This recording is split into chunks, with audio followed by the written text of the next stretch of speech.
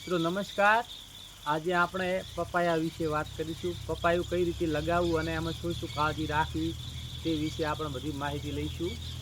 મિત્રો, આ પપાયાના છોડને 3 મહિના થઈ ગયા છે અને આ ડ્રીપ ઇરિગેશન દ્વારા આ પપાયાનું વાવેતર કરવામાં આવ્યું છે।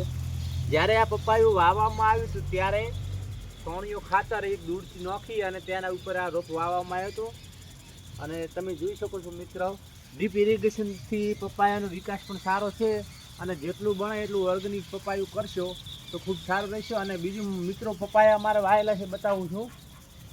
અમુક એમાં પપાયાની અંદર કાકડા પણ બન્યા છે ને કાકડાને શું કરવું તો કાકડો ના થાય, કાકડી થઈ જાય તો તમને બતાવું।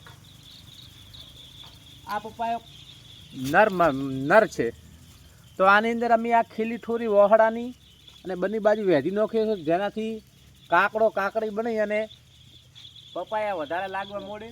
તો આપ મિત્રો તમારા ઘરે જો કાકડો હોય તો વહોડાની ખીલી ઠોરી અને આર પાર નીકાળશો તો એ કાકડી બની જશે અને સારા પપાયાના ફળ આવશે।